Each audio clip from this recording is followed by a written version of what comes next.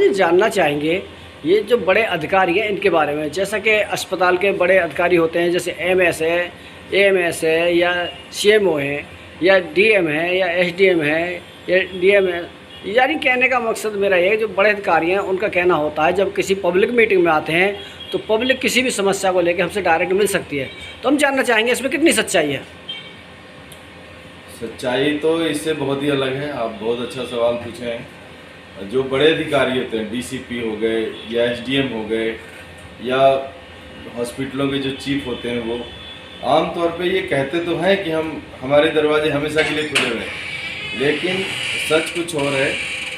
जब जनता जाती है इनके दरवाजे पे किसी समस्या को लेकर के, तो ये मिलते नहीं हैं। वहाँ इनके जो सिक्योरिटी गार्ड होते हैं बाहर दरवाजे पे, वही रोक लेते हैं, वही पूछ लेते हैं क्या काम है, और वहीं से उन्हें बढ़ा देते हैं।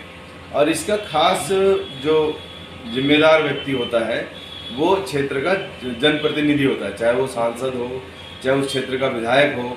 इनको इस पर संज्ञान लेना चाहिए।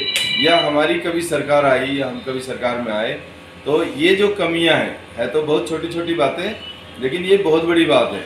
जब हमें किसी कमिश्नर साहब से मिलना हो या डीसीपी साहब से मिलना हो तो हम तत्काल मिलने जाएं तो नहीं मिलते।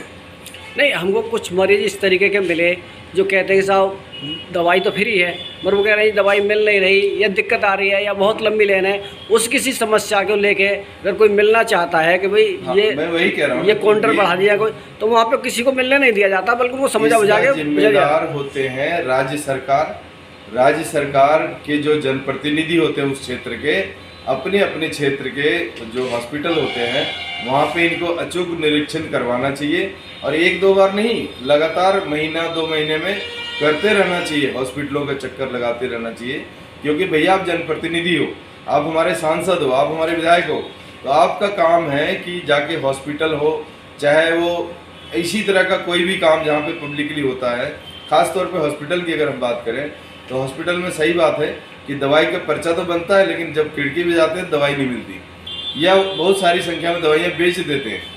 तो इस पे हमारा ये कहना है कि वहाँ का जो सांसद है या उस क्षेत्र का जो विधायक है, उनको अचूक निरीक्षण करना चाहिए हॉस्पिटलों का, जिससे कि सरकार उनको कौन सी दवाई दे रही है और पब्लिक को वो कौन सी दवाई बांट रहे हैं या बेच रहे हैं उसके बारे में जानकारी मिलता रहे। दूसरी बात, ज़्यादातर जो आपने बताया जो बड़े अधिकारी हैं उनसे जैसे जनता मिल नहीं पाती है, तो कहने का मेरा मकसद ये है कि उनको किस लिए बिठाला जाता है, जनता से मिलने के लिए या अस्पताल काम देखने के लिए? मैं वही कह रहा हूँ, इसमें सरकार की फेलियरता होती है, फेल होती है सरकारें। जो अपने जो वर्कर होते हैं, ये एक सिस्टम है, जनता ने चुन के मुख्यमंत्री बनाया, मुख्यमंत्री ने 11 या 12 या 15 मंत्री बनवाए, अपने अपने क्षेत्र के अलग अलग क्षेत्र के मंत्री बनाते हैं। उन मंत्रियों का काम है अपने अपने क्षेत्र में जाके अचूक निरीक्षण करें, ताकि जनता किसी बात से परेशान ना हो। आम तौर पे 2 लोगों से सामना लगातार होता है।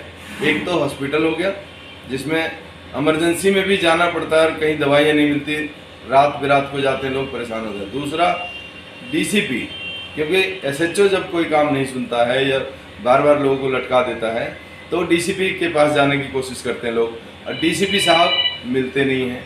समय लिखा रहता है कि 1 बजे से 2 बजे तक मिलते हैं, लेकिन वो मिलते नहीं हैं। इसका फेलियर होते हैं यहाँ के सांसद।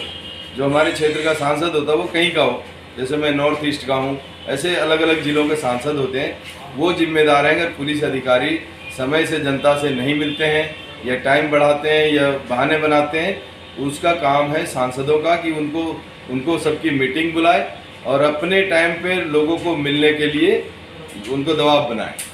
बहुत बहुत धन्यवाद।